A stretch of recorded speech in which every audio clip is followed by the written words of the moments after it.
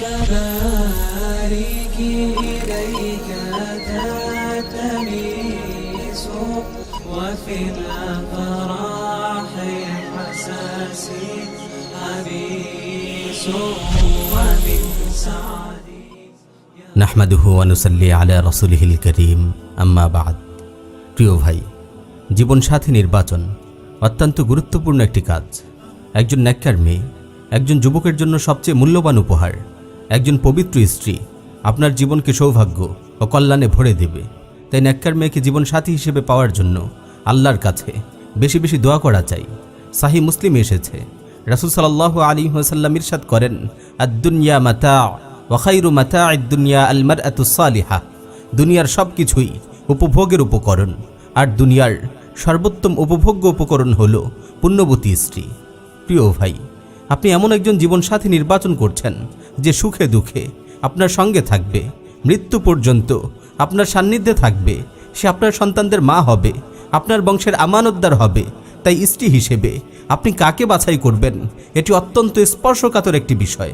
আজকাল নারীদের বেপর্দা চালচলন, বেহায়াপনা, অশ্লীলতা এতই বেড়ে গেছে যে উপযুক্ত মেয়ে খুঁজে বের করা বড়ই মুশকিল।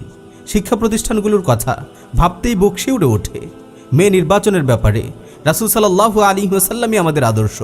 কিসে আমাদের কল্যাণ, এই ব্যাপারে তার নির্দেশনাই আমাদের জন্য চূড়ান্ত। সাহিহ বুখারীতে এসেছে, রাসূল সাল্লাল্লাহু আলাইহি ওয়াসাল্লাম ইরশাদ করেন, তুনকাহুল মারআতু লিআরবাইন লিমালিহা ওয়া লিহাসাবিহা ওয়া জামালিহা ওয়া লিদীনিহা ফাযফার বিযাতিদ দ্বীন তারিবাত ইয়াদাক। চারটি বৈশিষ্ট্যের দিকে লক্ষ্য রেখে মেয়েদের বিয়ে করা হয়: সম্পদ, বংশ, সৌন্দর্য ও দিনদারি। তুমি দিনদারিকে প্রাধান্য দাও, নতুবা ক্ষতিগ্রস্ত হবে। প্রিয় ভাই, চারটি বৈশিষ্ট্যের মধ্যে দিনদারি প্রাধান্য পাবে। দিনদারিকে আসল ধরে বাকিগুলো যতটুকু সম্ভব বিবেচনায় রাখতে হবে। এমন যেন না হয় বাকি সব আছে কিন্তু দিনদারি নেই। একজন বদকার নারী আপনার জীবনের জন্য মূর্তিমান এক অভিশাপ। দাম্পত্য জীবনে যদি আগুন লাগাতে না চান, তাহলে বদকার নারী বিয়ে করা থেকে বেঁচে থাকুন। সে নিজের ক্ষতি তো করেই, সন্তানরাও তার অনিষ্ট থেকে নিরাপদ থাকে না। আপনার জীবন আর সন্তানদের জীবন দুটোই ধ্বংস হবে। আপনার অনাগত সন্তানদের জন্য একজন পবিত্র মায়ের ব্যবস্থা করা আপনার উপর সন্তানদের হক। নেককার স্ত্রী স্বামীর জন্য সর্বক্ষণ দোয়া করে। সালাতের পর সে দুহাত তুলে স্বামীর মঙ্গলের জন্য আল্লাহর দরবারে মিনতি করে। শয়নে জাগরণে স্বামীর কল্যাণ কামনাই হয়ে ওঠে তার একমাত্র ধ্যান জ্ঞান। প্রতিটি ইহসানের জন্য সে স্বামীর প্রশংসা করে, শুকরিয়া আদায় করে। স্বামীর প্রতি সে বিশ্বস্ত থাকে। আর বদকার স্ত্রী স্বামীর অবাধ্য হয়। বদকার স্ত্রীর কারণে সংসারের বরকত চলে যায়, সব সময় অশান্তি লেগেই থাকে। সন্তান জন্মদান, তাদের প্রতিপালন এবং যথোপযুক্ত তারবিয়তের মাধ্যমে তাদেরকে দিনের দায়ী ও সাহায্যকারী হিসেবে গড়ে তোলার ফজিলত অপরিসীম। আর এজন্য নেককার স্ত্রীর বিকল্প নেই।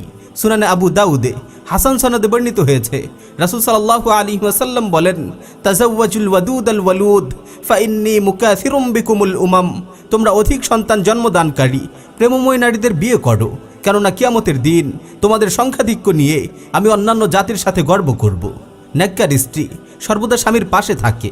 বিপদে, দুর্যোগে ও সংকটে সে কখনো স্বামীকে ত্যাগ করে না। পুণ্যবতী নারীদের আত্মত্যাগের অগণিত দৃষ্টান্ত ছড়িয়ে আছে ইতিহাসের পরতে পরতে।